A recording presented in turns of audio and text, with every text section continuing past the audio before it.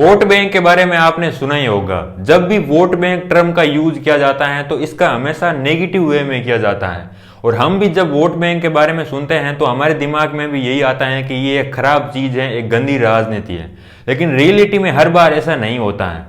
Vote bank अपने आप में कोई खराब चीज नहीं है, लेकिन अमूमन इसका यूज हमेशा नेगेटिव वे में किया जाता है, इसीलिए वोट बैंक अपने आप में एक नेगेटिव बन गया है। वोट बैंक टर्म का यूज पहली बार 1955 में एम श्रीनिवास, जो कि एक सोशलिस्ट थे, उन्होंने अपने paper the social structure of A Mysore village में किया था। हालांकि उन्होंने आज के हिसाब से जिस तरह का वोट बैंक होता था उसको एक्सप्लेन नहीं किया था, लेकिन उन्होंने जिस तरह के वोट बैंक को समझाया वो आज भी हमको कई कई जगह रेयरली देखने को मिलता है। स्पेशली गांव में जो पंचायत के इलेक्शन होते हैं वहां पर हमको इस तरह का वोट बैंक देखने को मिलता है। श्रीनिवास अपने पेपर में लिखते हैं कि कई सारे लोगों का अपना एक ग्रुप होता है, अपना एक ब्लॉक होता है और वही वोट बैंक होता है। और हर वोट बैंक का अपना एक संरक्षक होता है जिसे मिडिल मैन भी कहते हैं। संरक्षक को आप यूं समझिए कि सोशली ये काफी रेपुटेड पर्सन होते थे, इनफैक्ट फाइनेंशियली भी काफी अमीर होते थे, तो इनकी बात बाकी सभी के सभी लोग मानते थे। श्रीनिवास अपने पेपर में आगे जिक्र करते हैं कि इलेक्शन के समय यहाँ पर एक लेयर बन जाती है जिसमें 3 लोगों की इंपॉर्टेंस होती है। पहली तो पॉलिटिकल पार्टी की, और दूसरी मिडिल मैन की, और तीसरी इन सभी वोटर्स की, मतलब कि वोट बैंक की। तो पहला यहाँ पर सांठगांठ पॉलिटिकल पार्टी और मिडिल मैन के बीच में होती है कि सभी के सभी आपके जितने भी वोट्स हैं वो सभी के सभी हमें मिलने चाहिए। और दूसरा यहाँ पर सांठगांठ मिडिल मैन और इन सभी वोट बैंक के बीच में होती है।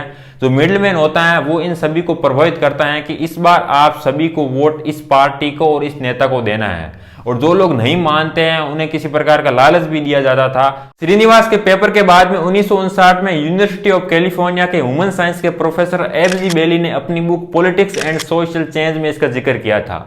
इन्होंने जिस तरह की वोट बैंक की बात की थी वो जाति के आधार पर वोट बैंक थी। इन्होंने कहा है कि किसी जाति का अपना एक वोट बैंक होता है और वो सभी के सभी अपने जाति के नेता को ही वोट देते हैं। तो हम कह सकते हैं कि शुरुआत में इंडियन पॉलिटिक्स में जो है जाति के आधार पर वोट बैंक होती थी, और धीरे धीरे करते करते ये जाति के साथ साथ में धर्म, संप्रदाय, वंश, क्षेत्र, भाषा, हर तरह की वोट बैंक होती है। और आज तो आप देख सकते हो कि ये जाति के अंदर भी जाति ढूंढ लेते हैं। वोट बैंक हमारी पॉलिटिक्स का हिस्सा इसीलिए है कि क्या होता है कि इलेक्शन के समय पॉलिटिकल पार्टीज और पॉलिटिशियन चुनाव प्रचार करते हैं, बड़े लेवल पर कैंपेन करते हैं, तो यहाँ पर ये इंडिविजुअली वोटर्स को टारगेट नहीं कर सकता है, ये इतना पॉसिबल नहीं है। इसलिए ये ग्रुप में लोगों को टारगेट करते हैं, उनको प्रभावित करते हैं। और दूसरी बात यह है कि वोटर्स का बिहेवियर भी ऐसा नहीं है कि वो अपने से सोच पाए, अपने हिसाब से वोट दे पाए। वो भी क्या करता है कि आसपास के लोगों का अपना एक ग्रुप होता है तो उसके अकॉर्डिंग वोट देते हैं। तो ये 2 मेजर फैक्टर हैं जिसके कारण इंडियन पॉलिटिक्स में वोट बैंक होती है। वोट बैंक का पॉजिटिव साइड ये है कि समाज में आज भी कई ऐसे वर्ग हैं जो सच में पिछड़े हुए हैं, जिनको इंप्रूवमेंट की, उत्थान की जरूरत है, जिनकी स्थिति को सुधारने की सख्त जरूरत है। यदि इस पर कोई वोट बैंक करता है तो यहाँ पर हमको एक पॉजिटिव इंपैक्ट देखने को मिल सकता है। लेकिन इसका नेगेटिव इंपैक्ट ये है कि जहां पर वोट बैंक आ जाता है वहां पर पॉलिटिशियन और वोटर का रिलेशन बहुत खराब हो जाता है। पॉलिटिशियन के लिए आप जस्ट ए वोटर बन करके रह जाते हो, यहां पर एक स्टीरियोटाइप बन जाता है। इसको मैं कंपेयर करना चाहूंगा एक दुकानदार और ग्राहक से। दुकानदार के लिए आप जस्ट एक ग्राहक हो, किसी प्रकार से उसका प्रोडक्ट खरीद लो, उसके बाद में आपसे कोई मतलब नहीं है। तो जहां पर वोट बैंक इंक्लूड हो जाता है वहां पर ठीक ऐसा रिलेशन पॉलिटिशियन और वोटर के बीच में होता है। वोट बैंक की एक तो पॉजिटिव साइड और दूसरी नेगेटिव साइड होती है, ये तो ठीक है, लेकिन पर्सनली मैं मानता हूं कि वोट बैंक के 2 प्रकार होते हैं। एक तो पॉजिटिव वोट बैंक होता है और दूसरा नेगेटिव वोट बैंक होता है। जाति, धर्म, भाषा और क्षेत्र के आधार पर लोगों को डिवाइड करके उन पर यदि पॉलिटिक्स की जाती है तो मुझे लगता है कि ये हमारे देश की यूनिटी और इंटीग्रिटी पर एक बहुत बड़ा तमाचा है।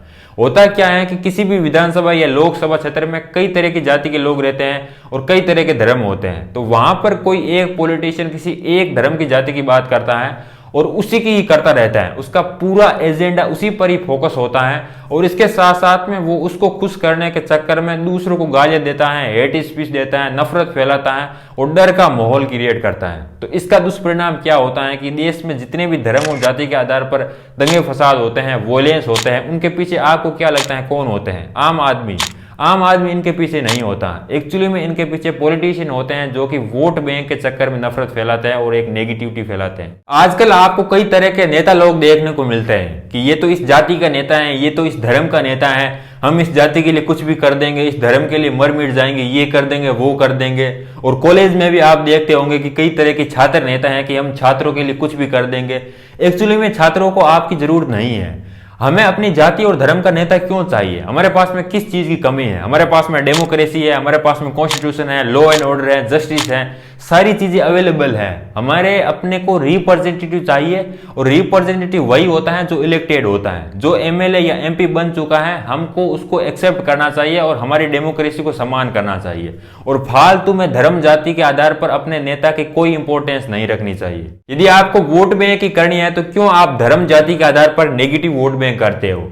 कई सारे रियल इश्यूज हैं, जैसे बेरोजगारी एक बड़ी प्रॉब्लम है, तो सभी बेरोजगार लोगों को अपना एक वोट बैंक बनाइए, गरीब लोगों को अपना एक वोट बैंक बनाइए। किसानों की सिचुएशन आपको पता है कि खराब है, महिलाओं के खिलाफ सबसे अधिक क्राइम होता है, उनकी सिचुएशन सोशली कह लो या फिर फाइनेंशियली कह लो काफी खराब होती है। और जो सीनियर सिटीजन है उनकी स्थिति भी खराब है, आदिवासी लोग हैं, उन पर आप वोट बैंक कर सकते हो। लेकिन इस तरह के पॉजिटिव वोट बैंक आप नहीं करोगे, दिन भर लगे रहोगे धर्म जाति धर्म जाति। धर्म जाति के आधार पर वोट बैंक से क्या होता है कि आपके जो रियल इश्यूज हैं वो पीछे रह जाते हैं और यही ये पॉलिटिशियन चाहते हैं। आप एक चीज करके देखना कि अपने ऐसे 20 इश्यूज लिखिए जो कि रियल इश्यूज हो एज ए कॉमन मैन, जो आप चाहते हो कि आपका एमएलए उन पर काम करे। और अपने कुछ दोस्तों से भी कहिए कि आप भी ऐसे 20 इश्यूज लिखिए और फिर आप उनका मिलान कीजिए। मैं गारंटी के साथ में कह सकता हूं कि 15 इश्यूज आपके कॉमन देखने को मिलेंगे। क्योंकि आप अपने एमएलए से क्या चाहते हो? यही चाहते हो कि सड़कें अच्छे से बने, हॉस्पिटल बने, कॉलेज बने, हेल्थ और एजुकेशन में और ज्यादा काम हो, पानी की व्यवस्था हो, बिजली की व्यवस्था हो, या फिर ऐसे ही और बुनियादी आपके इश्यू हो सकते हैं। और यदि बड़े लेवल पर बात करें नेशनल लेवल की, मान लीजिए कि लोकसभा का इलेक्शन आने वाला है तो वहां पर चुनाव प्रचार चल रहा है, तो इस समय आपके इश्यूज क्या हो सकते हैं? आपके इश्यू टेररिज्म हो सकता है, करप्शन हो सकता है, ब्लैक मनी हो सकता है, महंगाई हो सकता है, बेरोजगारी हो सकती है, गरीबी हो सकती है, महिलाओं की सिचुएशन हो सकती है, या फिर क्राइम हो सकता है। ऐसे ही बड़े इश्यूज होंगे। यदि आप किसी जाति और धर्म का होने पर प्राउड फील करते हो तो आपकी सिचुएशन शराब पिए हुए बंदरों की तरह हो जाएगी। आप खुद सोच के देखिए कि ऐसी चीज पर प्राउड फील करने की क्या जरूरत है जहां पर आपने किसी भी प्रकार की मेहनत नहीं की है। एज ए वोटर ये बहुत ज्यादा जरूरी है कि आप अपने आप को किस प्रकार से आइडेंटिफाई करते हो। अपने आप को आप एक धर्म के रूप में देखते हो, जाति के रूप में देखते हो, तो वहां पर नेगेटिव वोट बैंक होगा ही होगा। यदि अपने आप को आप अपनी मेजर प्रॉब्लम के अकॉर्डिंग आइडेंटिफाई करते हो, ये मानते हो कि मेरी प्रॉब्लम बेरोजगारी है और मैं एक बेरोजगार हूं, मैं एक गरीब हूं, मैं एक स्टूडेंट हूं, यदि अपने आप को आप इस प्रकार से आइडेंटिफाई करोगे तो यहां पर पॉजिटिव वोट बैंक देखने को मिलेगा। जो पॉलिटिशियन ध्रुवीकरण और तुष्टीकरण करते हैं, नेगेटिव वोट बैंक करते हैं, उनमें आपने एक चीज नोटिस की होगी कि वो केवल अपने ही क्षेत्र में जीत पाते हैं।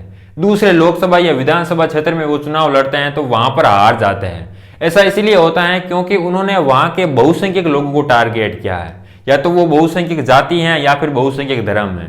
उनको इमोशन में बांधते हैं और फालतू के इश्यू को हाईलाइट करते हैं कि आपको रिजर्वेशन दिला देंगे, आपकी भाषा को दर्जा दिला देंगे, या फिर अलग स्टेट बना देंगे। यहां पर इससे एक अलगाववादी की फीलिंग भी आती है। यदि आप जाति और धर्म के नाम पर वोट देते हो तो इसका खामियाजा आपको जिंदगी भर भुगतना पड़ता है।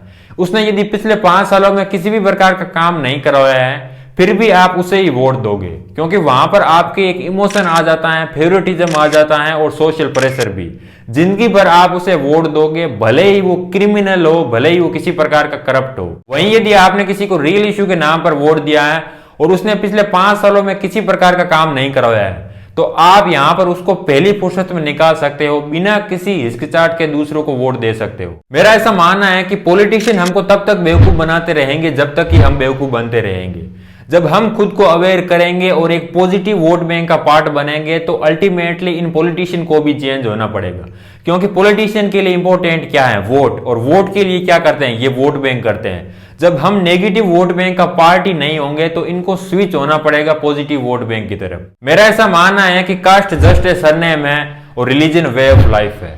हर धर्म जीवन जीने का एक तरीका है। इनको हमको व्यक्तिगत जीवन तक सीमित रखना चाहिए। जब इनका पॉलिटिक्स में मिश्रण होता है तो इसका दूरगामी दुष्परिणाम देखने को मिलता है। डिसीजन आपका है कि आपके लिए क्या ज्यादा इंपॉर्टेंट है, मंदिर, मस्जिद या फिर हॉस्पिटल, स्कूल और कॉलेज।